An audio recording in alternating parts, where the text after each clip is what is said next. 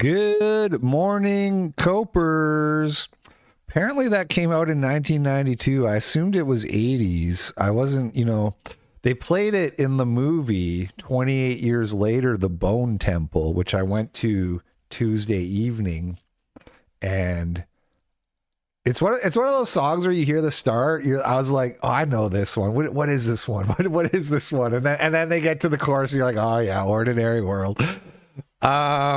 And then I thought, oh, I'll play this on the show because I'm doing 80s week. Well, now I have egg on my face, don't I? Because it's not even the 80s. It's the 90s. That's my bad. Still a good song, though. And yeah, I'll be doing my Bone Temple review. I'll leave it till the end of the show so people who don't want to hear spoilers can just leave without skipping the whole show. We'll get to that later. What else? Not really anything else. We did the progress report yesterday. It was a good time. So far, I haven't gotten a strike. So far. We'll see. The videos, it's actually monetized. Like it's actually got the green advertiser friendly so far, which is really surprising. I dropped a full on N-bomb. Like the Stefan Molyneux debate was like instantly demonetized. I guess they don't like it if you talk about hitting kids, maybe. But anyway, so I don't know. I'm going to try to go in and edit out a few little seconds of that stream here and there, or maybe more. I don't know. Maybe, I don't know. Anyway, we'll see. It's not really worth, at this point, it's not really worth risking getting a strike, but I don't want to take the whole thing down either. So I'll try to see what I can do. It's like Gypsy puts on his like SS hat at the end of the stream. He puts on like his like Nazi uniform hat. I'm like, oh man, do we gotta be doing all that? But it was a fun show. So I was glad he did that. I'm glad Lily showed up. It was a good time. All right, well, let's just get into the news here. Try to get through this. The Orthodox sent $3 of AL. You didn't read my name for the question I had for Paul Muller yesterday. Catching intensifies. Yeah, I was kind of going through it quickly because I wanted to end the show. I wasn't reading the names or the amounts, but thank you for the dono.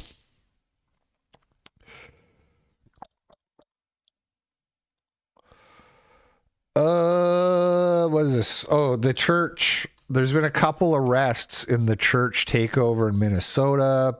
Pam Bondi says they executed an arrest on Nakima Levy Armstrong, who allegedly played a key role in organizing the coordinated attack on City's church in St. Paul. We will share more updates as they become available. And then she said, a second arrest has been made at my direction. Chantil Louisa Allen has been taken into custody. We will protect our house of worship. Yeah, Don Lemon's definitely not getting arrested. He's definitely not getting arrested. But whatever. She lured a man to his death for robbery. Now she's the face of a $200K tear gas hoax. I haven't had a chance to look into this yet, but so I guess what happened was, this is my understanding so far. This black lady, this fat black lady, brought her kids to an anti-ICE protest, left them in the car or something like that, and then claimed that her kids got tear gassed and put up a GoFundMe and made like $200,000. Tear gas hoax mom convicted in 2019 murder robbery. The Jackson family tear gas story just got worse. Destiny Jackson is actually Destiny Bradshaw, convicted in a 2019 murder and robbery. She lured a 21-year-old man to North Minneapolis via Facebook as part of a robbery plot. He was shot and killed. She pleaded guilty to aiding and abetting. Now she's the face of the tear gas hoax that raised $200K. Live stream footage shows her and her husband actively rioting while their children were allegedly unattended in a vehicle for 45 minutes. I'm trying to go back to like this. He just keeps quote tweeting himself. We're trying to get to the root, working our way backwards here. BLM activist and Minnesota church raid organizer spreads debunked ICE baby gassing story. Nikema Levy Armstrong. So this woman was the one who was arrested. Wow, it's all coming together. This woman here was arrested for raiding the church, but before that happened, she went on CNN to talk about these kids getting tear gassed. People's homes and bring high-powered military weapons. They've been allowed to use flashbang grenades, tear gas, most recently almost killing a 6-month-old baby who was riding in a vehicle with their family of 8 when ICE agents launched flashbang grenades and tear gas at that family's SUV. Now, this is not a family of immigrants. This is a family of African Americans, native-born African Americans, and their baby lost consciousness when that tear gas came into the vehicle. And the mom had to perform CPR while talking to someone through 911. And then their other 2 children, they had to rush to the emergency room because they have asthma and could not breathe as well. So people's home. And what were they doing at this protest? Remember the family that raised $200K? I don't really remember because I never heard about any of this, but new footage shows the parents were at the riot. Baby was left in the car. The whole thing was a lie. So here's the fundraiser. My name is Destiny. Myself, my husband, Sean, and their 6 kids were the latest ICE victims. They were innocent bystanders driving through what should have been a peaceful protest when things took a turn. ICE began to start throwing tear gas bombs everywhere. We were trying so hard to get out of the way, but didn't want to harm anybody with our car in the process. One of the bombs rolled under our truck, and within seconds, our truck lifted up off the ground and the airbags deployed. The car doors locked themselves and the car began to fill with powerful tear gas. It's like a movie. We fought hard to get the doors open and get all the kids out. Bystanders. It's like a horror movie where like the self-driving car just decides it's going to lock you in and let you get gassed. Crazy. So here they are riding, I guess. Let's see. There's no audio. That's her. They're like dancing, chanting.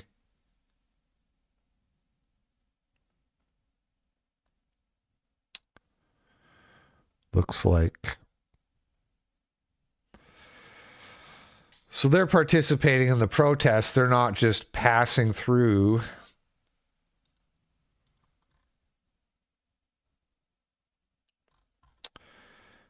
And then, what is this one now? This is about her and her aiding and abetting conviction. Fireworks were exchanged. We were leaving South Minneapolis from our son's basketball game at Anderson Middle School. As the night unfolded, we started to see, lights and stuff. One North Minneapolis family trying to make their way home. Like, even trying to leave, I couldn't go backwards. They're just lying. They should be charged with fraud, right? Because they're lying that they were just trying to like pass through. And clearly that's not the case. They got out of the car and were like protesting and dancing and chanting. What the fuck? You're on video. These people absolutely should be charged with fraud because they're raising money and they're lying about what happened. How is this any different than pretending you have cancer? It's like a crime. It's fraud. It was like I was stuck. Destiny and Sean Jackson, along with their 6 kids, had just left the nearby grocery store after the game when they turned onto Lyndale. Sean says they tried to take a side street after they saw the crowds. There's nothing we can do if it's blocked off. Sean and Destiny say they were stuck between crowds of protesters and law enforcement. When law enforcement tried to disperse the crowd, All we heard was boom.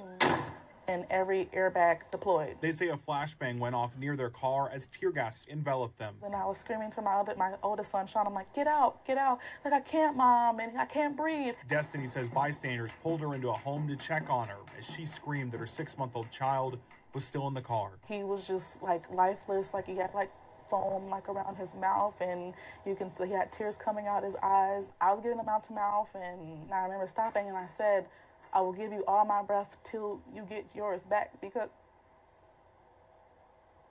nobody wants to see their kids like that. The family was taken to the hospital, all now okay. Like, my kids' stuff is still in the car. My son's school stuff. A family on their way home, caught. His stuff still in the car. Get it out. What is it? Is it melted? Is it melted into the car seat? My kid's stuff still in the car. School stuff. In chaos.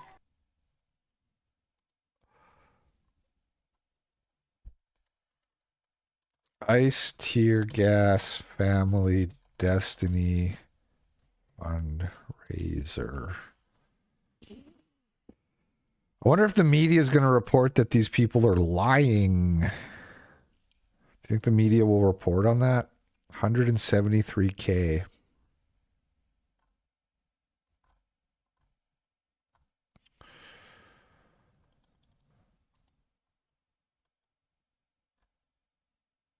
So, okay, so they don't have a video about the old aiding and abetting crime here. It's just, we'll take Mario Nafal's word for it. Here's the complaint, the criminal complaint.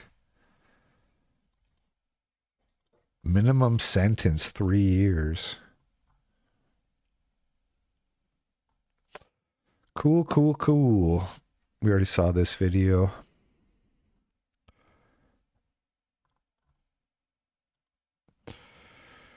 23-year-old Nazra Ahmed alleges she was kidnapped and brutalized by ICE at a Minnesota news conference. That man, he called me the N-word. Can't do that. We're following these two men, and I was waiting for these two men to hold the door for me. And I told them, hey, can you hold the door for me? And I walked right in the middle. And when I was in the middle, ICE came. They came out of their cars. They asked me to see my ID. And while they were asking me to see the ID... Bro, why am I... Why can I see your bottom gums while you talk? That's not right. Ortho Chud Maxer sent $3. Just found Mrs. Ortho Chud Maxer and I are having baby number 4. God is good. If I can do it, anyone can. Keep your head up, chat. Congrats. Congrats, Ortho Chud Maxer 4. I'm jealous. We're working on another one. We're working on it. Why does this brown guy got an English accent? That's not right. Why can I see your bottom gums when you talk? That's not right. ID, they just decided it was nice to be racist and say really nasty things to me. And yeah, that man, he called me the N-word, and he called me that, and then he arrested me. They arrested me. It was multiple people. They used a lot of force to arrest me. I actually got a scab that was healing while I was in jail. But they pushed me hard. They used a lot of violence. My body still hurts. I got a concussion. It's really hard for me to speak because of that concussion. They were just using a lot of force to arrest me, and I was screaming, I was crying, I was so scared. I've never been arrested in my life. I don't have a criminal record. I have a clean record. It was just, and then that detainment, I was detained. I was literal cuffs were put on my legs, cuffs on my hands. You can see I've actually got a Band-Aid on my light bulb here. And I was actually detained with a Native American woman, and God bless her heart, she went through a lot too. She was also detained by ICE, and she was also a U.S. citizen, and like me, and she had gashes on her face. They shattered her windows. She had blood on her jeans, her corduroy jeans, and she was crying because she was so scared because she was with her dog, she was so scared that her dog got hurt. She was so scared for her life. We were both crying together. We were holding each other tight. And I'll never forget, like, the fear that we both felt in our hearts that day. And, like, I'm so sorry if I'm getting a little emotional. Take some time. It's okay. You've done enough. Okay. Oh, look who it is. Look who it is. That same Jew that was standing behind the Somali mother who got all upset when she said fraud.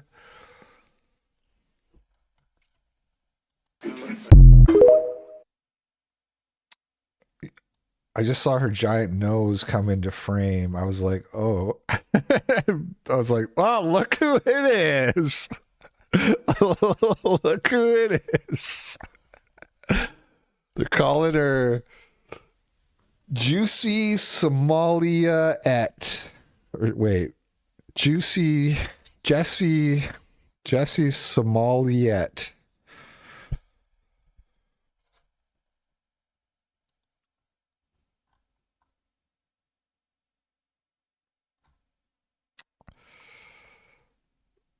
Hey FBI, this dude from Akron, Ohio is threatening to shoot ICE agents because he thinks they're terrorists. To any ICE agent that thinks they're going to come into my home and terrorize me and my family, you will be met with lethal force. I will kill on sight, and I will shoot to kill if need be. ICE agents are not allowed in my home. If you come into my home... Cyrex, that dude's a juggalo. Yeah, apparently some people are familiar. I don't know, Kiwi Farms fans, I'm assuming, are familiar with this guy, Cyrex. I'm not. I mean, he looks memorable. I feel like I'll remember him after this one. Cobras, bro? Oh, he was friends with King Cobra? To terrorize my family.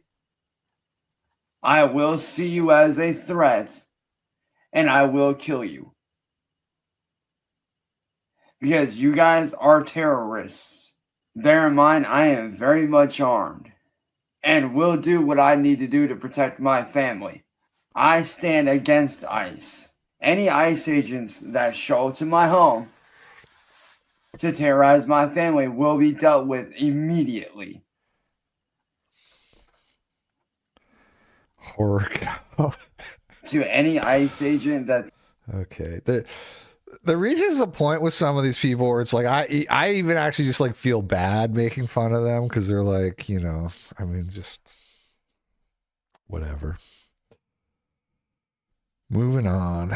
Illegal alien from Mexico just arrested for raping an 11-year-old girl at knife point in front of her mother and 10-year-old sister during a home invasion in Georgia. Arrested 26-year-old Kenneth Moreno Guzman yesterday. He's facing 20 criminal charges, including child molestation, rape, and home invasion. These charges run, several of them hold a 25 to life sentence. And that's our objective here, is to...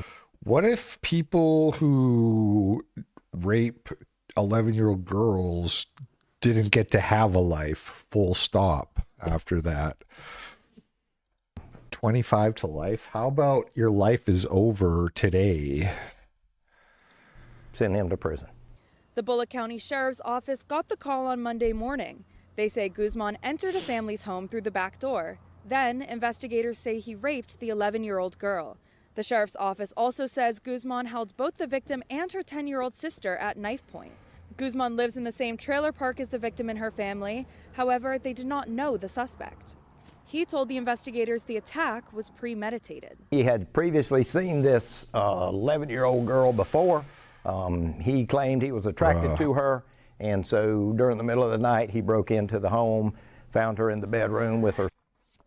Just filthy animals. This is who the anti-ICE people are protecting, by the way. Just absolute animals. Sister, and forcibly raped her. After the assault, investigators say Guzman ran. The sisters woke up their parents, who called 911. Investigators arrested Guzman during a traffic stop after getting a description of his vehicle. It's genuinely crazy to me that we don't kill people like that. What are we doing? When did we... Okay, we're into the Davos stuff now, a little bit of Davos stuff. Trump says, whatever happened to usury? One of the biggest barriers to saving for a down payment has been surging credit card debt. The profit margin for credit card companies now exceeds 50%, one of the biggest. And they charge Americans interest rates of 28%, 30%, 31%, 32%. Whatever happened to usury? Whatever happened to usury? Dude, it's crazy. And you have all these like rich Jews being like, oh, you can't limit the interest rates. It'll crash the economy. It'll crash the whole economy. Like the banks make like, hundreds of billions of dollars in profits every year. They're like, no, you're gonna crash the economy. You guys crashed the economy in 2008. You guys crashed it and then got bailed out. And then people say like, oh, well, they're just going to use even worse forms of loans, like payday loans. And it's like, well, okay, but presumably the interest rates will be capped on that as well. Presumably.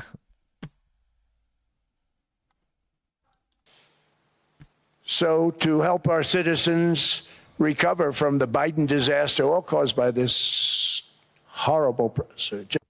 Yeah, payday loans already exist. I don't even know what it is about payday loans that make them so bad unless it's like really high interest rates. Like why would payday loans be such a bad thing unless the interest rates are like really bad? So if the idea is you just capping the interest rates, then surely those get capped too. Surely that's not like a loophole where it's like, oh, it's not a credit card, so you can still charge 30% or whatever. Just horrible precedent. I mean, if not, then it should be. It should all be capped. Interest should be basically illegal. I know that's probably too far for realistic implementation, politically speaking, but I like the fact that he's doing anything about it. Just at least gets people talking about it. I'm asking Congress to cap credit card interest rates at 10% for 1 year. And this will help millions of Americans save for a home. They have no idea they're paying 28%. They go out there a little late in their payment and they end up losing their house. I mean, it should be all loans, not just credit cards, car loans, everything. Not you should not be able to charge more than 10% interest on absolutely anything. It's terrible. One of the So I like that. Americans are paying banks $280 billion in credit card interest per year. You're going to crash the economy. You can't.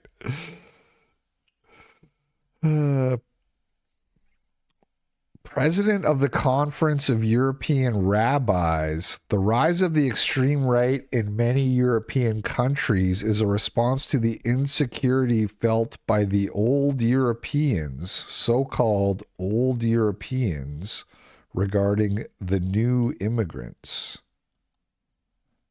Your Eminence, especially in Germany, you are facing a rise of anti-Semitism, but we are facing this all over the world. So I would like to hear what is your perspective on this. The 7th of October has created turbulence in the whole world, a tremendous rise of anti-Semitism, organized, state-sponsored in many instances, in universities, on the streets, and a rise of 500%, maybe some instances to 1,000% of anti-Semitic acts.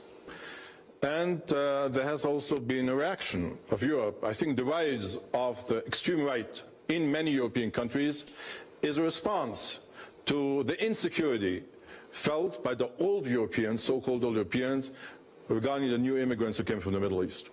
So I think that fighting Islamophobia and anti-Semitism is an interest of both religions and both communities, and when we do it together, it's going to be much more useful. We have created... Listen, Goy, you got to stop being Islamophobic, okay? You're an old European. Meet your new neighbor, Mohammed. He's got 8 kids. He doesn't work. You're going to have to pay taxes to feed his kids and pay his rent. Stop being so insecure about it. This is the welcome to the new Europe. Welcome to the new Europe. But if you notice this rabbi saying this, and you notice the fact that he is a Jewish rabbi who's saying this at the World, Goldschmidt at the World Economic Forum in Davos, then you're feeding into an anti-Semitic conspiracy theory. Under also the Saudi umbrella, more than 10 years ago, the Muslim Jewish Leadership Council, and which was successful. And we believe that we have to go this way if we want to make sure that every European can live in peace and walk in peace in the streets. And you might get stabbed, though, at some point by one of the new, live in peace. That doesn't mean that getting stabbed by one of the new Europeans isn't part and parcel, because it is. That's part and parcel.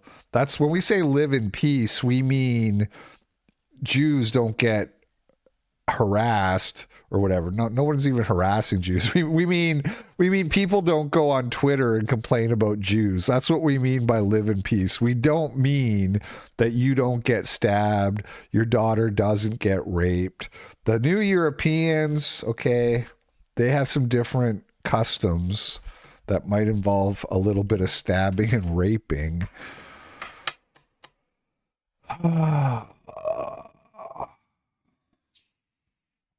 Yeah, this was like an old National Geographic, the new Europeans. What if, is that Henrik? What if we just kick you all the fuck out? I'm just spitballing, but what if you can all fuck off? Europe is being conquered. Only 10% of children in Brussels are of Belgian origin. Elon Musk quote tweeted this one, so it's got a lot of views. Let's see. Certain places in Europe are not even recognizable, frankly, anymore. They're not recognizable. And we can argue about it, but there's no argument. Friends come back from different places. I don't want to insult anybody and say I don't recognize it. And that's not in a positive way. That's in a very negative way.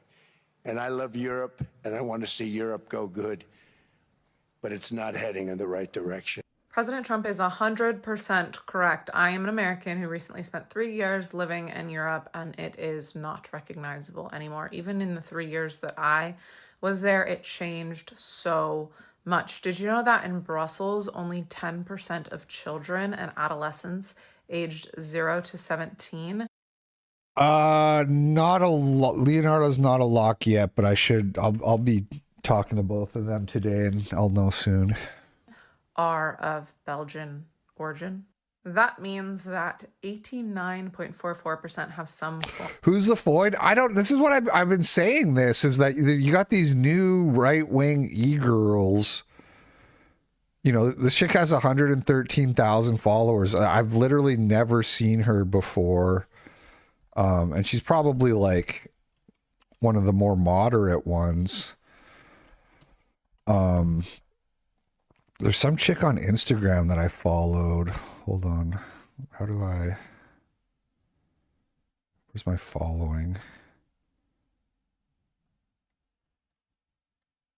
This is how you're following. Duck Truths. This one. Look at this chick.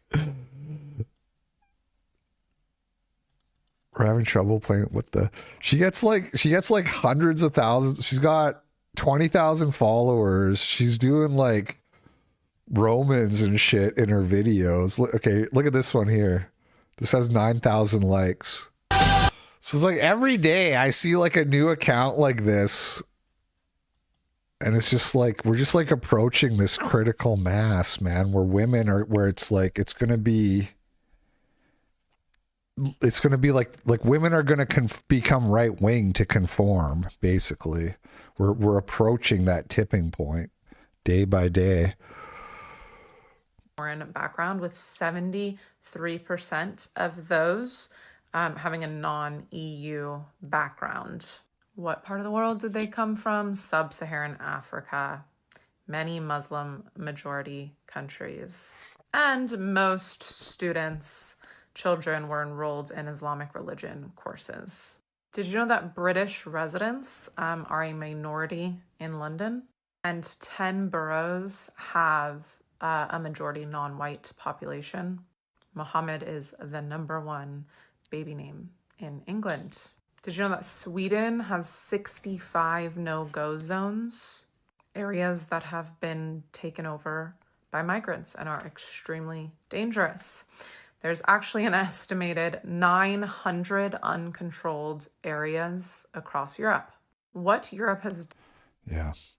Anyway, somebody in the chat said it's goy slop where they don't mention the Jews, and that does seem to be the case here, but that's okay. That's okay. It's okay to have some moderate ones too.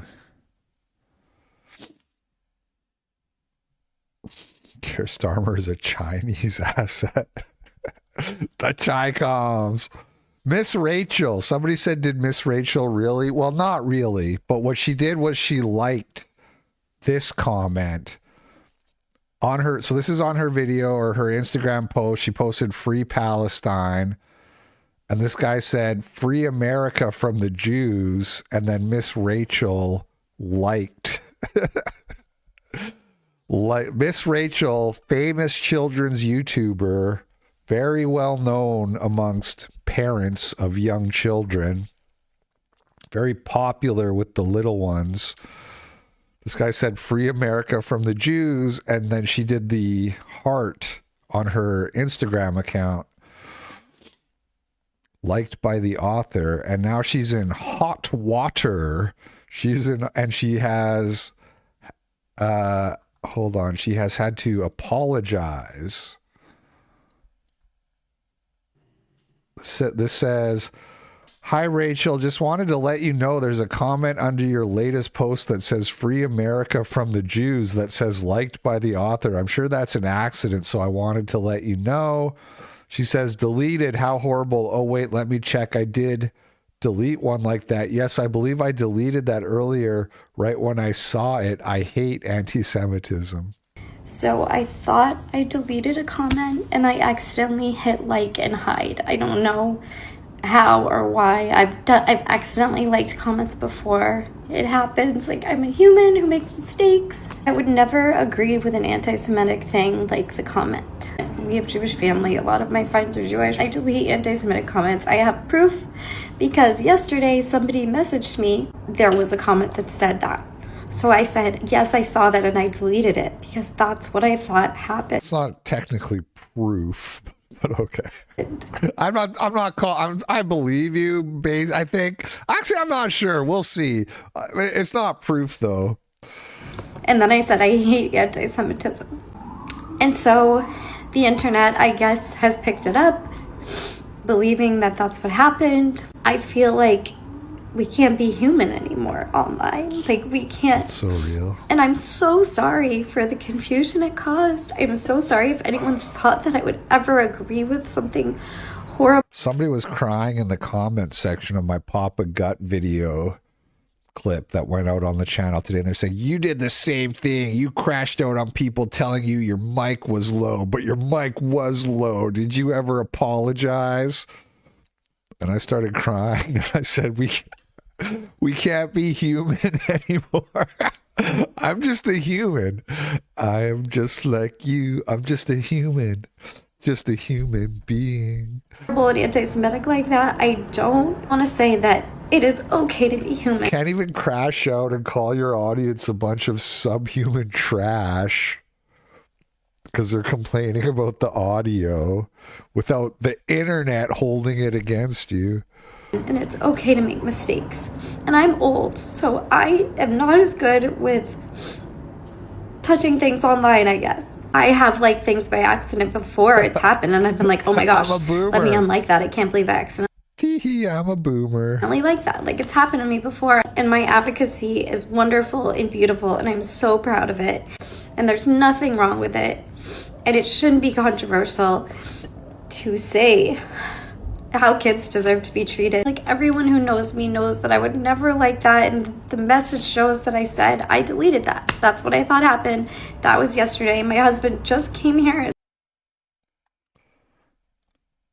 Okay, so that's cut and dry, right?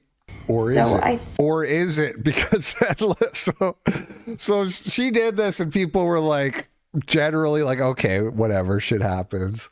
But then plot thickens because was it here? Somebody commented and said, the Palestinian News Network said, spoiler alert, they left the comment themselves. And Miss Rachel replies and goes, oh, so this is on the apology video. Don't, Miss Rachel, the Jews were trying to bait you and it worked. They left the comment so they could prove that you're anti-Semitic. I love it. Miss Rachel made a video visibly upset saying she liked the anti-Semitic comment accidentally and that everyone is human and make mistakes. This is understandable and forgivable, but now she has responded, oh, to this conspiratorial comment underneath her apology video. Who is they? Look, I think every reasonable person can acknowledge that Miss Rachel has been disproportionately targeted. I empathize with her in this regard. Women in the public domain are always subjected to more intense scrutiny and abuse than men, but this is pretty bad. I know she has Jewish friends, and I think it is incumbent on them to sit down and talk with her about this. Miss Rachel, I am one of the Jews. Look at my face, look at my glasses, and we talked about it, and we said, let's leave this comment. So it was us. It was us, Miss Rachel. We did it. The Jews did it. It was us. It's one thing to accidentally like an anti-Semitic comment. Free America from the Jews is incontrovertibly and wildly anti-Semitic. It's also based. It's another thing to like that comment accidentally and then also feed into conspiracies that they were behind all of this. The comments underneath her "oh" comment are rife with blatantly anti-Semitic conspiracies. She has a massive following, and this is honestly pretty dangerous territory. I mean, they literally own Instagram. They deleted a video off of my cat Illuminati page of the child with a shrapnel in her chest without even violating it.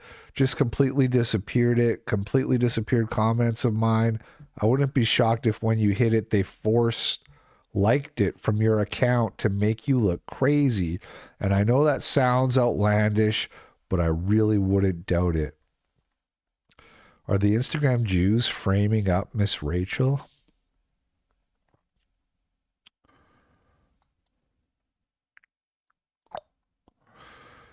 Hey, Chana Anglica Common, you like having reach? Kiss it goodbye. Boom. Kiss your reach goodbye, stupid bitch. Was there something else? I'm sorry, but I don't believe... Oh, this guy's got me blocked too. I see you. I don't believe her apology one bit. She's made so many mistakes like this already. Collabing with Motaz, saying it's not anti-Semitic to want kids to live. She knew what she was doing. She knew she was being anti-Semitic when she said she wants kids to live. It's so fucking crazy. It's so crazy. She knew what she was doing. She was being anti-Semitic. She said she wants kids to live.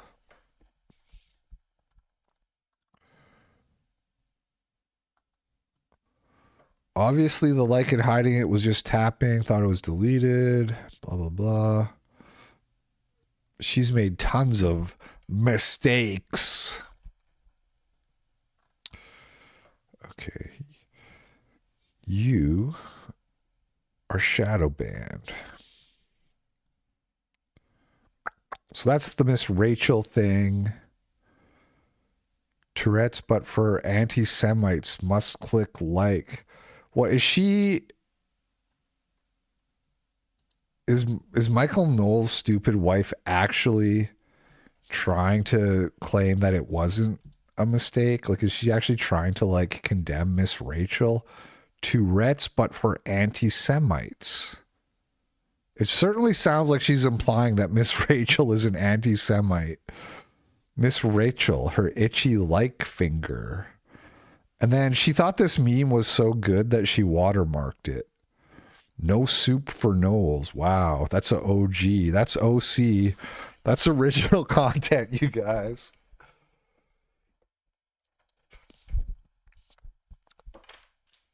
I like Michael Knowles, but your wife is like a dumb bitch, dude. I don't like your wife at all. Take her phone away.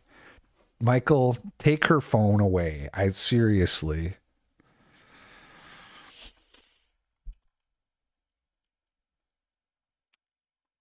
And you probably don't like hearing me call your wife a dumb bitch. I get it. You probably don't like that. But if she didn't have a phone, then none of this would be happening. None of this would be. My wife doesn't post on X. If she did, she wouldn't be a dumb bitch for what it's worth. For what it's worth, she'd be a much better poster than Michael Knowles' wife. But she doesn't post. She doesn't post her takes.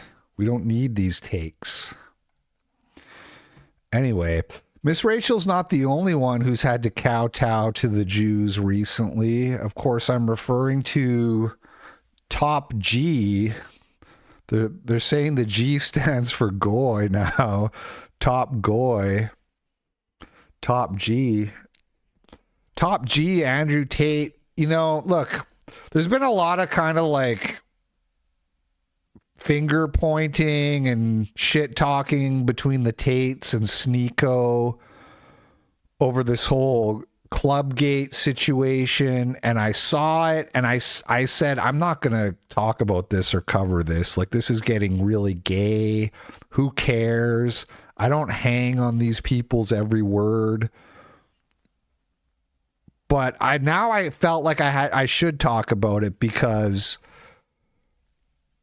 Andrew Tate is basically implying, not so subtly implying, that he has been like threatened by Jews in a very serious way. Oh, my wife texted me and said that's not his wife. Why did I? It is though, because her name's No Soup for Knowles. Hold on. Britta No Soup, Christian wife narrator, William Shatner. Is this bitch? I'm sorry, I shouldn't be so misogynistic. Michael Knowles' wife.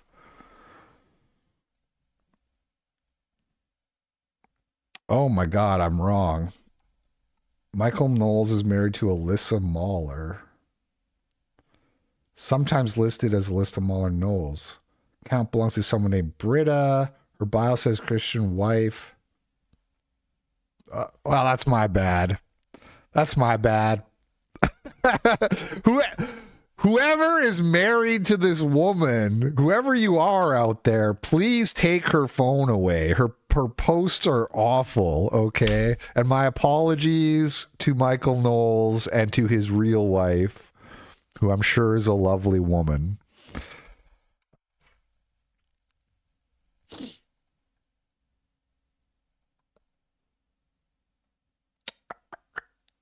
That's my bad. All right, that's my bad. I'm glad though. It's, you know, it's one of these situations where I'm happy to be wrong because it means Michael Knowles doesn't have a DBW.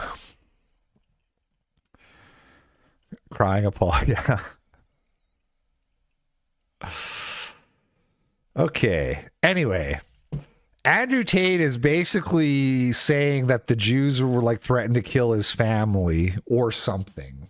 He hasn't been that explicit to get into the actual, but he's basically saying that like they're gonna kill they threatened to like rape my kids. Basically is what he said. I'm paraphrasing. I'll show you what he actually said, but I figured it's worth covering. Then it's, you know, it's kind of interesting if he's going to throw around those types of allegations. So this all starts with after the Clubgate situation where they're singing Hail Hitler in the club, nigga, Hail Hitler. He goes on the PBD podcast and he gets like struggle sessioned and he apologizes and he says, I didn't do it. And it was like, I'm pissed off at them for doing that to me because I don't need these problems. And it was weird. It was weird because he doesn't usually act like he gives a shit what anybody thinks about anything. But all of a sudden he does care about people thinking he's anti-Semitic or whatever. But so here's a clip from the show.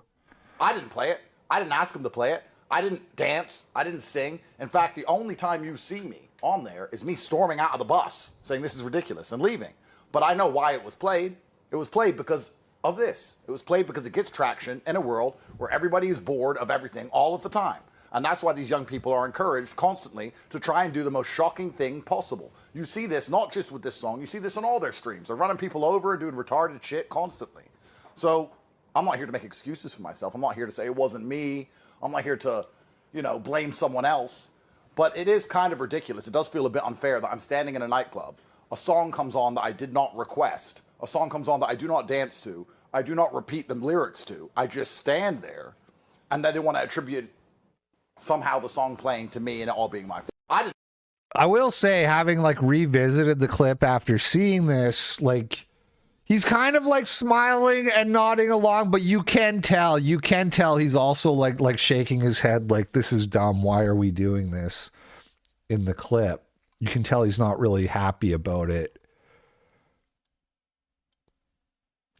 He also, on the same podcast, explained how to get rid of anti-Semitism. If young men could get a girlfriend and buy a house, anti-Semitism would disappear. No. Yes, it would. All this online hatred towards Jews would disappear if young men could buy a house and get a girlfriend. Actually, yes, it's that simple. No, it's not. Because young men are not sitting, I would argue, and the part about what he's saying is right. Young men aren't sitting there. I want to hear what you're saying, but he is. But he's. Can the guy who deals with anti-Semitism weigh in on anti-Semitism? Of course. For a second, guy. Yes, sir. Yes. Yeah, I have a house and a wife, and I mean, it's obviously stupid. It's all, you know. Look, man. Yeah, young men not being able to get wives and houses is a radicalizing aspect of our modern culture. But what happens when you do get those things and then you have kids and then you're back to square one where it's like now you have to worry about your kids' future. And that involves becoming anti-Semitism. That's just a natural progression from caring about your kid's future to becoming anti-Semitic. Dan Bilzerian said complete nonsense in response to that clip. And basically, this has not been received well by the, what are we calling it? The noticer communities. I don't really like that, but you know what I mean? People on X are not really happy with Andrew Tate's turnaround on this issue. And this kind of patronizing, like, oh, you just need to get laid. Hey, incel, if you could just get your dick wet, then you wouldn't care about the Jews anymore. Wandering Neanderthal sent $5. I have a house, wife, and children. My anti-Semitism has only grown over the years. Relatable. I mean, I don't own a house, but the rest of it is relatable. I could if I really want. I'm not. Owning a house is not something that's like insanely beyond my reach. It just doesn't really make a lot of sense at this exact moment for me. Okay. Dan Bilzerian on Andrew Tate getting pressed by Jew Adam Sosnick and throwing Nick and Sneeko under the bus. That was weak. Bro, it's the gayest shit I've ever seen. I can't believe he's walking that back. I mean, he of all people should know that you don't fucking apologize for shit. It's like so crazy. Yeah, he was saying at the party we were at earlier, he was saying like how important it is to double down and how he kind of invented that. So I thought we were all on the same page when it came to doubling down. What is going on with that? He kind of threw me under the bus completely. He was saying I was responsible. But I mean, I think maybe he's afraid of going to jail or something, but I mean, I don't know if that justifies it. That was pretty fucking weak, bro. Yeah, I agree. Especially blaming me for that. But, hopefully he comes around. I think but dude, it's like I had enough, man. I'm tired of being the bigger person. I feel like he should know better than to fucking apologize for shit, Yeah, they got him pretty easily, like under not a lot of pressure. I don't pay rent, actually, which is, I don't want to go into it, but that's part of the reason it doesn't really make sense. But we're getting close, we're looking at houses and stuff. It's just, we don't want to ever be more than like 10 meters away from Allison's parents because we love them so much. We love being around them. Anyway, we don't got to get into all that. Yeah, but don't worry about me. That's all I'll say. I mean, look, he probably wants to set up a house in America. They put him in jail before. People are making it. Oh no, the nons are squabble. I mean, this is kind of why I didn't want to even get into it at all. But you'll see the tweets from Andrew Tate that make it at least worth a mention. Yeah, but it's like that's not escaping the matrix and resisting the slave mine. Yeah, remember the last time they fucking talked about how big fans they were of Trump and pro-America and this, that, and the other, got thrown their ass out of fucking Miami, and almost got arrested. It's like they should have learned that. Club promoter call to Sneeko. I haven't even seen that. Kissing ass to these fucking people isn't going to save them. No, they get off on that, and now if they know they can control you, they'll continue to. I feel like they kind of threw fucking Fuentes under the bus too, talking about like, oh, I just went out because I wanted to get him laid, and if people could get pussy, then they wouldn't be anti-Semitic. Just really fucking rant he went on PBD. Yeah. I texted him and tried and tell him, but I think he might have fucking switched his number. Yeah, I think he changed his number when he flew in. But yeah, he said like if people can get a girlfriend, if young incels can get a girlfriend in a house, they wouldn't be anti-Semitic. It's like, no, people are just sick of seeing Israel bomb kids. Like, what does that have to do with incels? People are tired of seeing you have to apologize for listening to a song. It's not just incels that are mad they can't get laid. This is such a simple way to describe a major issue. Yeah, I mean, it's worse than that because he knows, like he fucking knows what's going on. That's why it's worse. Yeah, I think he's selling us out a bit, which is, a lot. I mean, he was saying like, oh, I didn't play the song. Sneeko played the song. It's like, bro, it's a song. Like who, you're not this is not a crime. Dude, he literally posted a video of him playing that song, getting into his fucking Bugatti. Like, what are we was in Spain with Ye when that happened. Andrew Tate's in a massive financial hole. He lost $1 million in a day, sees all his assets. That's why he bows to Jews. I mean, I don't know about all that. Possibly. He's always bragging about how rich he is, so I don't know. And Ye, I mean, obviously he's not on it anymore, but Ye tweeted, he's like, praise God. That's why I played the song. I'm like, yeah, he likes the song. I saw the tweet. He's okay with it. He talked about it on a podcast about how he liked it. He said that we should bring the Nazi salute back in that video. Like, why? I wouldn't try to set him up. Yeah. Yeah, it's really fucking gay. Yeah. Well, I mean, yeah. Andrew Tate is just losing so much aura every second that this controversy goes on. He's got Dan Bilzerian saying it's really fucking gay. Yeah, look, and you should know better. I like you haven't switched up, man. As soon as you started, talking about the red pill, you haven't changed. It's okay. So there's Dan Bilzerian now. So we're getting into some Andrew. He's been tweeting a lot in the last 24 hours. Here's one of the tweets. From Andrew Tate. When you're A-list famous, genuinely famous, not a silly nobody streamer, A-list famous, then you help the world in a different way to a nobody internet clown chasing clicks. So he's talking about Sneeko here, right? And this is funny to me because if you watched my initial reaction on Monday that I gave to the Clubgate thing, I said, Andrew Tate is he's this, right? Supposedly he's A-list famous, genuinely famous, and yet his going out to party, he's hanging out with Sneeko and Cliff. I literally said this. I was like, it really goes to show how there's still a big gulf between internet celebrity and actual celebrity, real celebrity.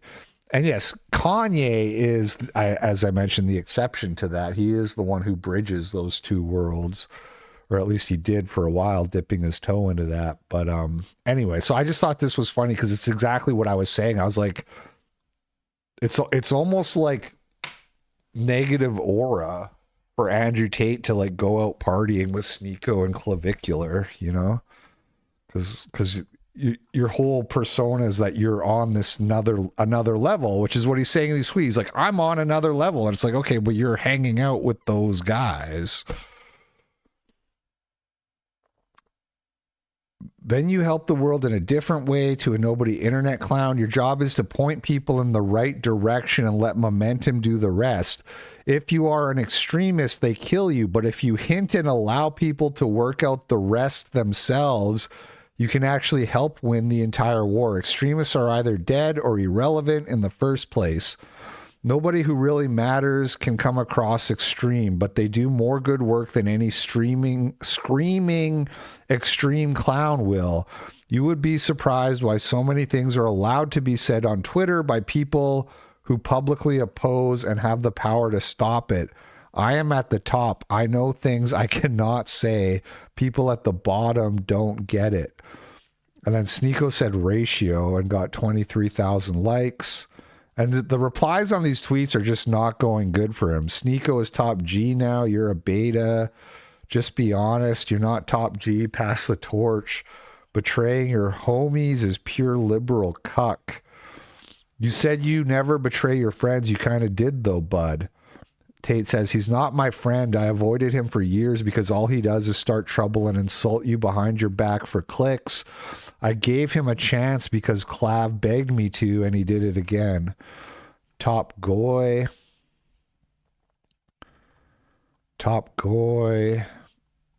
So you get the idea here. Really pathetic, to be honest.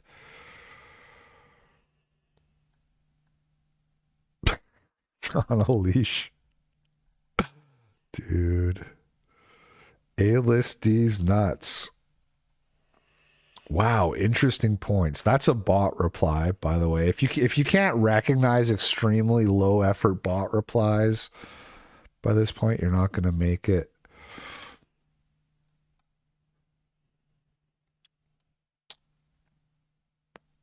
Tate, then he says, there is a reason Ye stopped. You don't understand. Nobody has correctly identified what happens if you tell the truth. There's a lot before death. And Dan Bilzerian says, "Yay, pussed out. Stay the course. They can't kill everyone." But so Tate here is implying that there's other things that are maybe even worse than death. Although, again, it's very vague.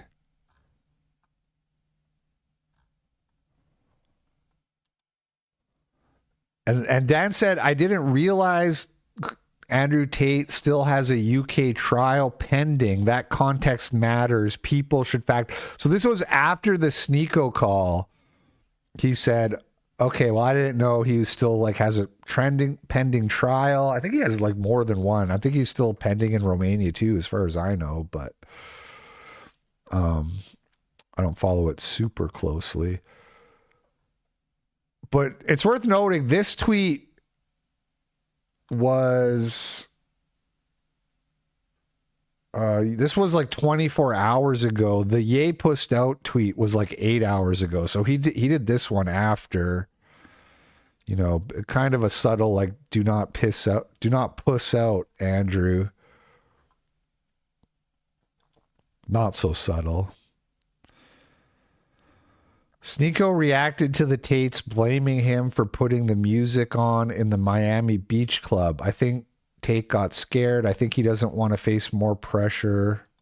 And even though he put the song on, I just don't think... I didn't. He's lying right now. I didn't. I don't know where he got that, but what I think he's doing, I think Tate is strategically, I think he got scared. I think he doesn't want to face more pressure. You know, he wants to spend more time in America. I think he folded. He went against it completely. He said, double down, and maybe I'm the easiest target of the people on the bus. I think Clava is more clout currently than me, so you're not going to attack Clav. He's younger too, less of a culprit. He doesn't want to attack Nick Fuentes and say Nick Fuentes played the song because Nick Fuentes gored our army. Oh my God. You don't want them. They've gored him before. He doesn't want that again. So who else? Myron? Nah, too loyal. I'm not going to go. Well, did you play the song though? Like what? If you played the song, then that would also be a reason to point the finger at you. Just saying. Attack Myron. Who else? Justin Waller? It wasn't him at all. Sneeko. That's the last one. Because he hasn't denied it. Pointed at him. I'm not afraid of Sneeko. Sneeko doesn't pose a threat. He played the song. He can go onto the bus. He can get canceled. And even though he put the song on, I just don't think... I didn't. Okay. He did deny it. He denied it just there. So, okay, so Sneeko denies being responsible for the song. Right now. I didn't. I don't know where he got that, but what I think he's doing, I think Tate is strategically, I think he got scared. I think he doesn't want to face more pressure. Gay. You know, he wants to spend more time in America. This whole thing is so gay. I think he folded. We're arguing about who put the song on. Then Tristan Tate says, everybody on the bus saw Sneeko take the phone from Justin Waller's hand, turn off the country music, and put on HH. Well, the thing is you have two different... You have the song in the bus, and then you have the song in the club. It's two different things. Tristan says, I normally wouldn't tell on him, but it was live streamed to 50,000 people in HD. Putting people with far more to lose in compromising situations for clicks isn't a cool thing to do. If he were under 1% of the gunfire, Andrew and I were, I wouldn't have done that to him. Sneeko just keeps ratioing these guys. Man, getting ratioed by Sneeko when you're the top G. And then here's Tristan like dancing to the song, right? And laughing about it.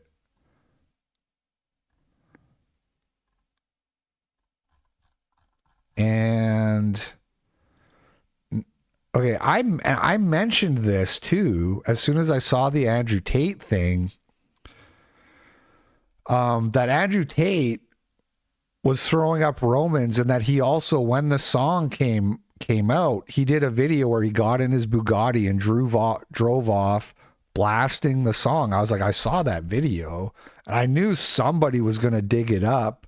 And this guy Murdered by Crayons, who is like a stone cold Andrew Tate hater, CEO of the Andrew Tate Hate Club, him and that other guy, Milk Bar, he dug up the old clips that I was talking about.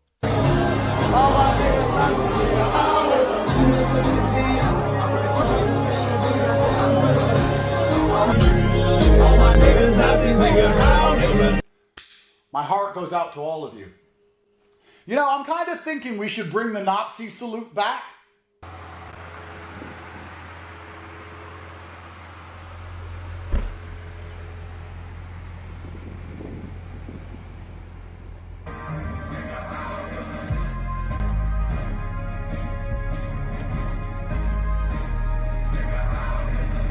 So he put this video out after the song came out.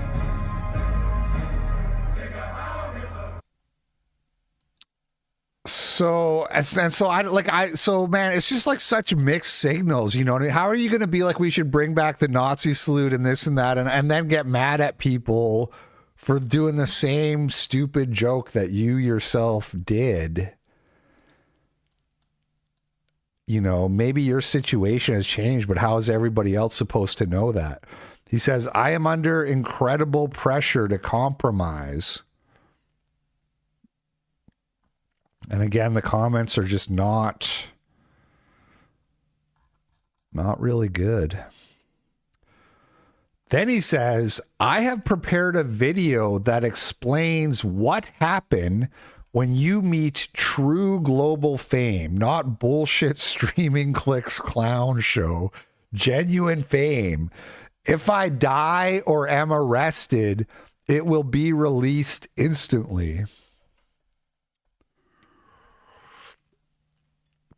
So Andrew Tate has a dead man switch where he's going to tell you what happens if you became famous, but only if something happens to him. Which, I mean, he's already been arrested. So that's the situation. Patrick Bet David. Somebody in the chat said Nick defended Andrew. That doesn't surprise me. I didn't see that, though, so I don't know what Nick said. And I'm not, you'll notice, I'm not even really being very critical of Andrew Tate either. I'm just kind of reporting on this. I'm just kind of reporting on what's happening. I mean, I don't, like, but I'll say, like, I don't think you can blame people for having a bit of whiplash when you do a sudden 180 on this stuff. Patrick Bet David accidentally admits who his real masters are. This was posted a few days ago, but I thought maybe this is relevant. Supposed to be a grandmaster. Your number one move should be protect your border, not Ukraine. If you're saying let's worry about Ukraine, maybe it's number 9 on the list. It ain't number 1 above the border. That is the most ludicrous argument I would ever make. Well, let me ask you this. We have to take care of America let first, me ask you this. Then we take care of everything. Dude, that song's catchy. I end up like walking around the house going like, they don't understand the things I say on Twitter. And Allison's like, don't say that in front of the kids. Because our son's going to be in preschool going, they don't understand the things I say on Twitter. Everybody else. Why should America be supporting Israel then? That's thousands of miles away. How much money are we giving to Israel? Billions.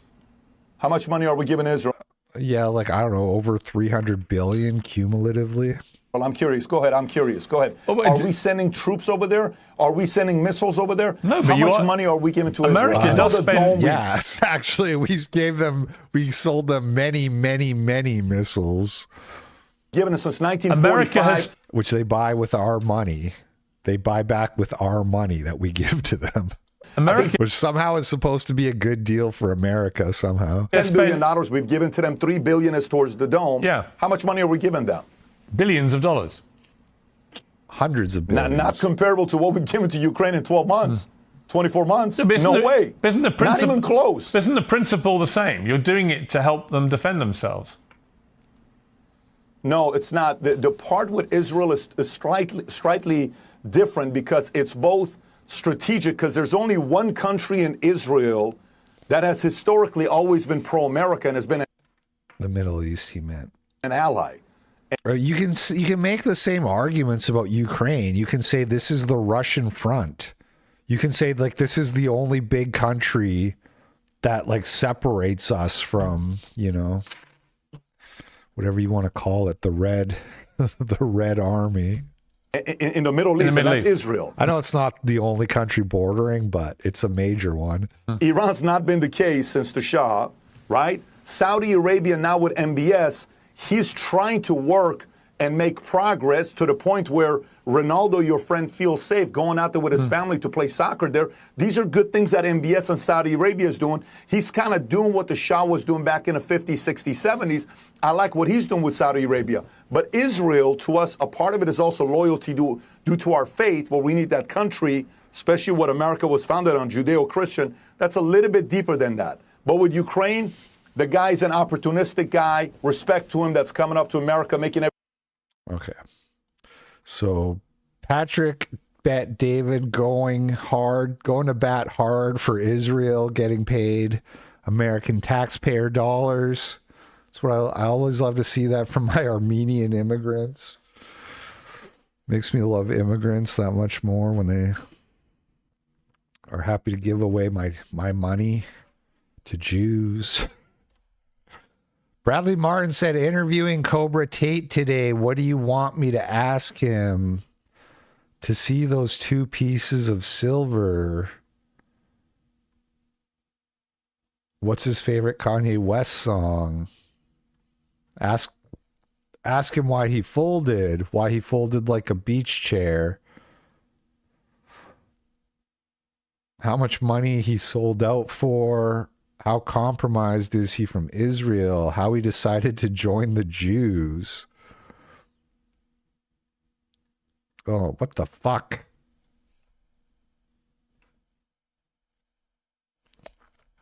That was not what it looked like, guys. Gonna delete this stream after. Gonna delete this one after it's over on YouTube. Clav said he doesn't apologize, for the record. You're banned from all Miami fancy clubs? Yeah, I do it again, man. I do not apologize for what I did. You can ban me from clubs, you can shit talk me on Instagram, but I'm not sorry about any of it. Not at all. Not even a little bit. Fuck the club. $3 pod gives me car salesman vibes, like he would wear cheap jewelry and have chest hair poking out of the top buttons on his shirt. I don't trust him. You mean PBD? I'm like, who's Pod? Yeah. Jewish vibes, basically.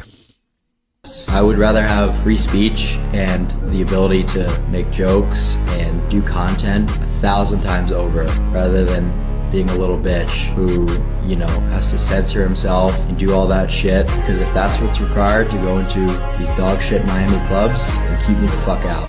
So I don't know what is going on with Andrew Tate. I almost feel a little bit bad for him because I don't think he would do this for no reason, because he knows everybody's going to be like, wow, you suck now.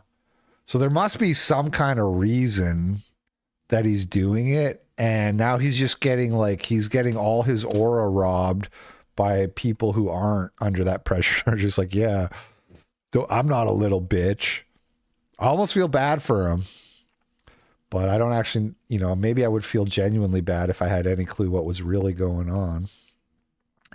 And Milo, by the way, like DMCA'd everybody who posted that clip, except the ADL. He let the ADL keep it up, but he filed like DMCA reports against Remilio and against Kaiser Rev. They say he's copy striking the clip. So Milo went around DMCAing Groypers who posted the clip for copyright infringement, which, by the way, they could, I mean, I wouldn't necessarily want to chance it, but you can actually like defend that in court. There was a very famous case where a woman posted like a 13-second clip of her like toddler dancing to Dove's Cry by Prince or some Prince song. And Sony like DMCA'd it. And the woman sued Sony for the right to put the clip back on YouTube, and she won because one of the things about fair use, there's a whole bunch, but like one of them is like, does your post substitute for the real thing? In other words, if I wanted to listen to if I wanted to listen to Heil Hitler by Kanye West, if I wanted to listen to NHH by Kanye West, could I just go to Kaiser Rev's Twitter account and watch his clip instead? And the answer is obviously not. It's like 13 seconds long. It's shitty audio. There's other people's voices in the audio because they're singing along. So it's not a substitute for the original. So what I'm saying is you could counterclaim this and just be like, fuck you, sue me. But I wouldn't necessarily. I wouldn't necessarily want to test how petty Milo is going to be about this kind of stuff. But, you know, Milo probably doesn't need Ye's permission to file these DMCAs. But he would need to run it through Ye to make it a lawsuit. And Ye quite possibly would just be like, what the fuck are you doing? But, you know, again, I wouldn't necessarily want to test that because it's kind of a, you know, if you get sued, that sucks. That's not good. Sneeko crashes out over Nick Fuentes saying he's Jar Jar Binks. Nick's talking about you. Let me see. And also, Myron texted me back. He wants to call.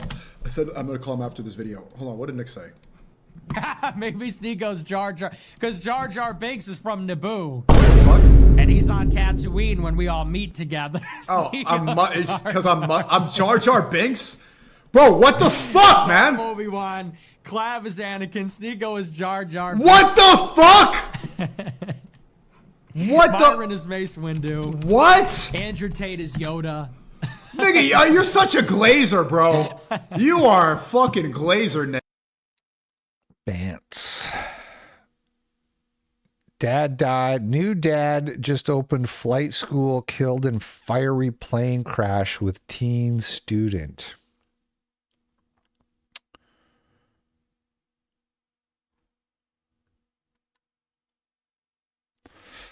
Shocking details emerge in this triple homicide out of Florida. Ahmad Jihad Boje shot up a Wawa in 2021 where one victim was shot several times and nearly died. A judge let him back out into the community on an insane... So some crazy schizophrenic Muslim shot up a Wawa. I don't know what that is. Some kind of store, I assume. One person was shot multiple times. The judge lets him out. I thought if you were insane, you go to an asylum or something. I didn't think they just let you out. And that he murdered 3 people, 3 white people. These guys got murdered just recently. Mr. Bliss Chilling sent $3. Imagine living next to a streamer and hearing them screaming throughout the day. Yeah. Story at 5:30 tonight. 3 men murdered in cold blood in Kissimmee. Today we're getting our first look at the victims, who police say were just randomly shot. Their families tell us they were here in town for the Meekum Car Show. And Fox 35 is investigating why the suspect was out on the street walking free. Yeah, he was charged with attempted murder back in 2021, yet there he was on the streets. Fox 35's Marie Ettinger joins us live with this one. So Marie, what's the latest on what you've uncovered? I talked with several neighbors today. They told me they were surprised about Ahmad Boja's arrest, but not that surprised. They said there were cops coming to his house all the time over the years. They did tell me, though, that hearing he was let out after shooting somebody just a few years ago made them uneasy. Now they're worried he'd be let out again using the same defense. In audio provided to Fox 35 by someone living near the shooting, you hear 19 gunshots. Those are the shots that killed 3 tourists over the weekend. Wandering Douglas and Robert Neanderthal Kraft sent and James. $5. We closed all our asylums because Nancy Reagan told her husband they were sad and stuff. Yeah, that sounds like a mistake. Although once you kill 3 people, you shouldn't be going to an asylum, if you know what I'm saying. Buchan. Deputies were on scene today still, gathering evidence from the home of the accused shooter, Ahmaud Boja. This wasn't Boja's first time being accused of trying to kill someone. He was arrested in 2021 for shooting up a Wawa gas station near his house. A man was hit several times and nearly killed, and Lutfula Normatov's car was hit 9 times. The person shoots once in the public. Who knows? He's gonna shoot again. But Boja spent less than a year and a half locked up. He was found not guilty by reason of insanity. I talked with the former chief judge of the Ninth Circuit about that. My understanding is that insanity pleas are actually kind of difficult to win. Has that been your experience? Very difficult to win. Those defenses are seldom bought by juries. But Boja didn't have a jury. The state attorney's office and Boja's defense attorney agreed to skip a jury trial and let a judge make the ruling solo. They also stipulated for Boja to get outpatient treatment instead of being committed to a state mental health facility. Somebody needs to be asked, what did they base that stipulation on? The statute on involuntary commitment after an insanity plea requires that the defendant be found manifestly dangerous to himself or others. The court said Boja didn't meet that criteria. Dude, what? So shooting somebody. Well, yeah, you got to be dangerous, but all he did was shoot someone multiple times. So that doesn't really meet the threshold for danger. What are we doing, man? What the fuck? So instead, he lived. Sorry, pardon my French, but what the fuck? At his parents' home and went to check-ins at a behavioral health care facility called Park Place. In a letter to a judge in 2020, Boja's father wrote one of Boja's brothers sought treatment at that same facility for bipolar schizoaffective disorder, saying he spends most of his time in the garage screaming, sometimes laughing. Park Place told me in a statement today, while confidentiality prevents us from discussing specific cases, we want to ensure the public we will cooperate with law enforcement as they continue their investigation. Park Place Behavioral Health Care Center is committed to providing high-quality ethical care, and we take seriously the well-being of all who are in our care and our community. Judge Perry Jr. told me Boja could plead insanity again and seek outpatient treatment a second time. Some expert, in my opinion, would be hard-pressed to come in with that factual basis saying that he doesn't pose a danger to himself or others. Judge Perry Jr. says it's more likely Boja would be committed this time. That would get reviewed every year until the court finds him cured of his mental illness. More likely. Well, here's hoping. Am I right, guys? Gee, I sure hope they don't just let this mass murderer out on the street again because he's crazy. You know, he did, on the one hand, he did kill 3 people, but on the other hand, he's batshit insane. So let's just let him out. What are we doing, man? What are we doing, you guys? Okay, it's time for my 28 years later Bone Temple review. Before I get into the spoilers, I'll just say this. Kind of an enjoyable movie to watch because it's basically like a horror thriller with lots of violence and crazy people. So if you like horrors and psychological thrillers. Acmeg sent $20 on Rumble. My grandma was right. We need to start executing these people. Based. And thank you for the $20. Grandma sounds like a cool lady. So, like, I enjoyed the movie. You know, I was like, what's going to happen next? This is crazy. Where's it going? What's going to happen? I enjoyed it. But it's not really anything special. It's not weird and artistic in the same way the first one is, the first part. Like, in the 28 years later, you got this scene where it's near the start of the movie too. It's like a Rudyard Kipling poem, and they're going like, there's no discharge in a war, march left, whatever it is. And they're showing like old footage of like medieval war movies and stuff. And you're like, what is this? What am I watching? What is going on? But so the second one is a much more straightforward film, a much more straightforward like thriller horror. And I kind of enjoyed it for what it was, but it definitely is like annoyingly shit-lib coded, but not like super thematically. It's not like the whole theme of the movie is like, and here's why liberalism is good. It's more like they just tell you. It's like they didn't know how to work that in to the they didn't know how to work that into the themes of the movie and the storytelling. So they just kind of take you aside and they're like, oh, by the way, secular liberalism is good and true. Secular liberalism is good and true, and religion is bad and fake, basically. So I don't like that part.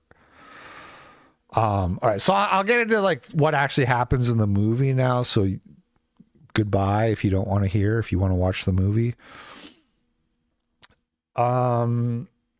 Let's see. So first of all, you got this kid Spike. He's with this guy Jimmy and his little Jimmies, and they're like a satanic cult of crazy people. And at the start of the movie, Spike has to like fight one of the other like cult disciples to the death for a spot, and he kind of kills the guy. He's scared. But he ends up killing the guy because the other guy's way too cocky. And so he's in this cult, and he like doesn't want to be in this situation, but he like also is like a very dangerous world, and he doesn't know how to get out of it. So that's kind of like the setup for the movie, right? He's stuck with this crazy cult, and he like doesn't want to be in it, but he's got to figure out what he's going to do. Meanwhile, Spike's dad is not in the movie. You never hear from him. You don't. And I complained about this after the first movie, but like Spike's dad is like a real piece of shit. Why isn't he out looking for his son? I thought, this is one of the things I went into the second movie being like, is Spike's dad gonna have a redemption arc where he's like, I gotta go save my son? And they don't tell you, so maybe he is out looking for Spike, but there's no real reason to believe that based off of what they tell you in the first one. And maybe the apple don't fall far from the tree either. We'll come back to that. But like, so they go around, these Jimmy guys, they go around this satanic cult, like torturing and killing people because the leader is totally insane. And Spike Black, no, he's white. He's Scottish. He's actually Scottish. Meanwhile, you have the in a crazy, in a different kind of way, doctor played by who is it? Ralph Fiennes. And he's got like his own side story where the big alpha zombie from the first movie is still alive, and this doctor, what's his name, Ian or something, he like fills the zombie up full of morphine to sedate him, and he like befriends him. And this is another part of another thing that adds the psychological tension to the movie, because at any moment you're wondering if this zombie is just going to like snap out of it and like kill the guy, like rip his spine out or whatever. But like he like befriends the guy, and he kind of is like trying to figure out if maybe he can treat the infection somehow. And he also is like running out of morphine, so he's also considering euthanizing the big zombie. But he has this like ethical conundrum of, how do I get consent from somebody who doesn't have the capacity to give consent. Like the movie goes out of its way to talk about the ethical dilemma of euthanizing without consent, which is just one of the little hints that it's like shit lib coded, but there's much bigger ones coming. Eventually they converge on themselves. I'm glossing over the irrelevant details because it's not that interesting of a movie. I don't need to do a 30-minute review of it here. But eventually the Jimmies meet the doctor, right? And they think he's Satan. And so they go to talk to him. And, well, the cult leader actually goes to talk to him first. And he's like, he realizes like, oh, you're not Satan. You're just an atheist. He literally says that. He's like, oh, you're just an atheist. And then he's like, well, I have a problem because my followers, I told them you're Satan. So I need you to like pretend to be Satan or I'm going to kill you. And so the guy's like, okay, I guess I will pretend to be Satan. He puts on a big show with, one noteworthy plot point. Before they come to meet him, they say, we're going to come the following night. So he has one night left with his big zombie friend who he named Samson. And he decides he's going to give Samson a cocktail of like psychotropic drugs to try to treat the infection. And he does that. And Samson goes off and Samson is like cured. And he goes to that bus from the first movie and he like ends up fighting and killing a bunch of zombies. And it's basically implied now that like now there's somebody on the island who is basically immune, not only immune to the infection, but also like to just being violently killed by the zombies because he's so much bigger and stronger than him. So there's like this guy. I have a kind of a feeling of a setup for the next movie if there is another one, which will involve him. We'll come back to that. The zombies have very little. They're almost like not there. If you could cut like the 10 minutes out of this movie where it shows the infected and show this movie to somebody who didn't know anything about the franchise and they wouldn't know what the fuck's going on. Cause it's so like they wouldn't know why the apocalypse is going on. Cause there's hardly any mention of them at all, but which is fine because people, people like zombie movies because of how do people treat each other? How do humans treat each other when the veneer of civilization falls away? So the zombies are basically like not even part of the story at this point, which is fine again. So Samson goes off, he's cured, he can talk now, he can think, and he's immune to the infection, presumably. And presumably the cure is permanent, although that makes a lot less sense because why would the drugs just cure him forever? Like people who take meds don't take one dose and then they're cured, right? But it's kind of my impression from the movie is that he's like cured forever now, and he's going to be, if they make another movie, he's going to be part of it as a rational thinking person. That's my impression. So they come to meet Satan. He puts on this big show with Megadeth or no, Iron Maiden.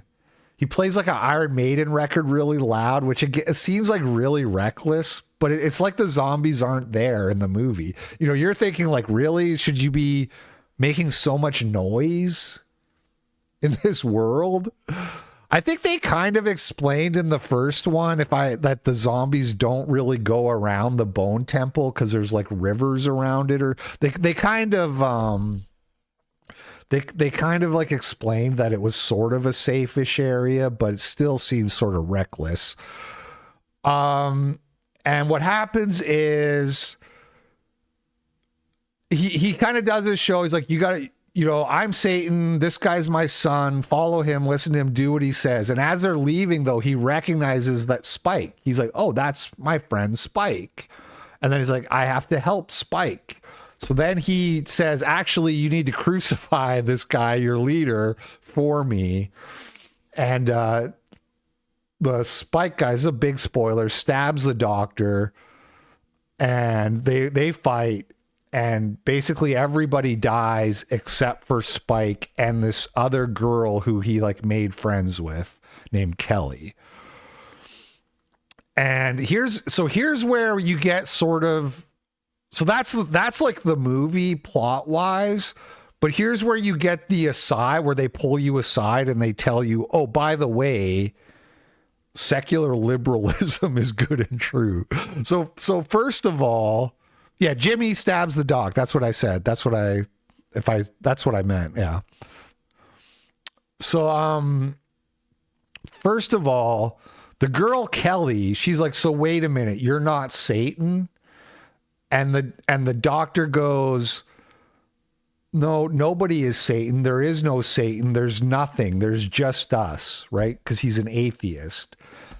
And it's heavily implied, you know, this doctor, he's the smartest person. He's not just the smartest. He's the most compassionate. He's the most understanding. You know, he's basically like civilized, like he represents civilization in a way. He knows all these old things, like how to treat diseases and use medicines. He knows history. He knows Iron Maiden records and Duran records or whatever.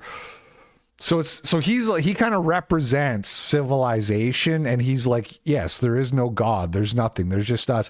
And it's very like kind of bleak and stupid. The movie actually would have been a lot better if that character was a Christian. And he named the guy Samson, which is a biblical reference. If he was a Christian, as he's like bleeding out and he's dying, he could have given like a speech about how there's like a little speech about how there is meaning to all of this and there is some purpose to all of this. But instead he's like, there is nothing, there's just us. And then he dies, right? So it's just like stupid shit libery. And something that kind of bugged me about it is Spike and the girl Kelly, they leave while the doctor is sitting there bleeding out. This is why I said the apple don't fall far from the tree. I was kind of like, oh, Spike is also a piece of shit. He's also an asshole. Now, maybe they were thinking, oh, the music was loud, zombies are coming, we have to go now. But they don't express that in the movie. I think the girl says we should leave. But it's like, well, you have nowhere to go.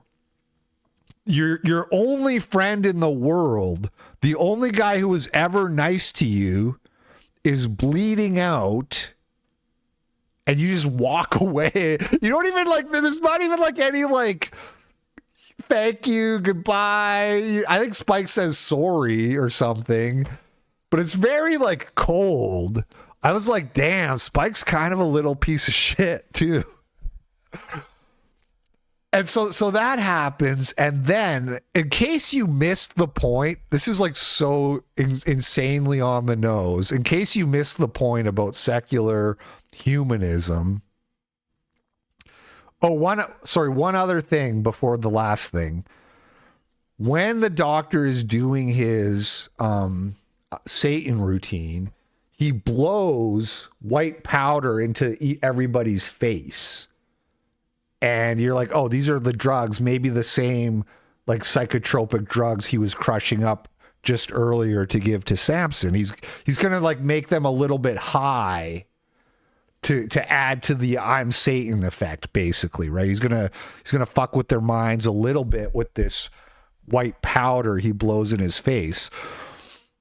So they crucified Jimmy, and he's hanging upside down, and Jimmy was like, he heard Satan's voice in his head, and then as he's hanging there, he's like, I don't hear him anymore. I don't hear him anymore.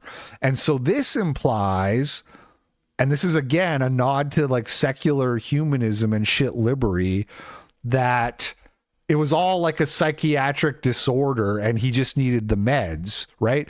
As opposed to like a Christian worldview where some people are bad, some people are evil. This reinforces the secular lib shit worldview that nobody is bad. They just didn't get the right education or they just didn't get the right meds.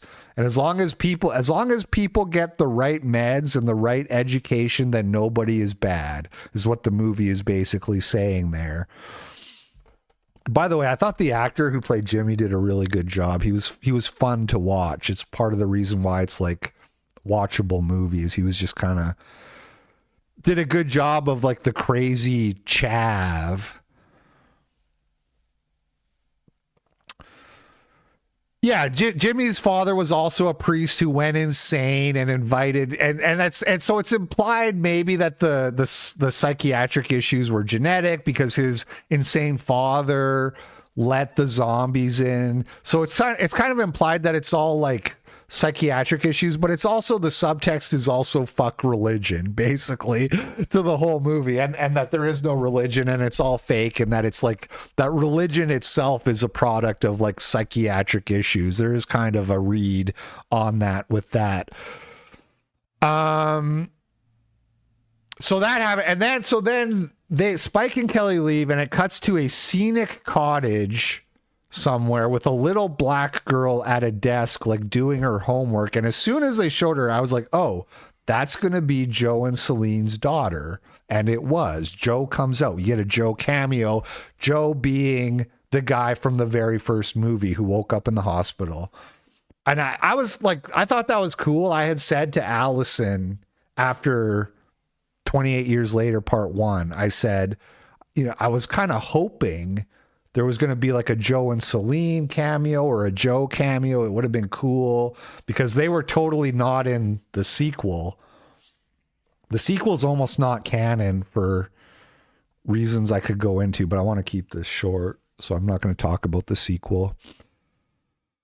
So Joe comes out. Celine's not there. I don't know what, like, I guess you can assume she died at some point, but I wonder if they just couldn't get the act, because if you're gonna do cameos, why stop at one?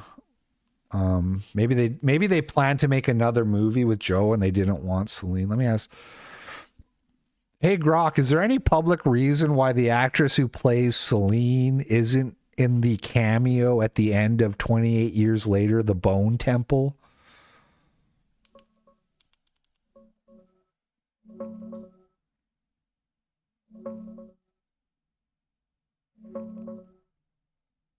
Nah, think there might be a mix-up. Celine's the vampire from Underworld. Played by You stupid, useless bitch. Anyways, she's not there. Celine's not there. Joe is there with their daughter. And this part's crazy. This like basically ruins the whole movie. I swear to God. His daughter's doing her homework and it's on World War II, right? He's teaching her history. And Joe is like, the whole lesson of World War II was never forget, because it was the ideas that were bankrupt. And then he like looks straight at the camera and he's like, fascism and populism is bad. And then it cuts to credits. I swear to God, that's how the movie ends. Joe comes out and he's like, hey, I'm Joe. You might remember me from 28 Years Later. Did you know that fascism and populism are bad? And then the credits roll and it's like, oh man, I almost missed the whole point of the movie because somehow that's the lesson from a zombie film. I'm exaggerating a little bit, but he literally says fascism and populism are bad. He doesn't look at the camera. He doesn't. Is it Jim? What is the name of the character in 28 Days? I thought it was Joe. And then it's confusing because everybody in this movie is Jimmy. It is Jim.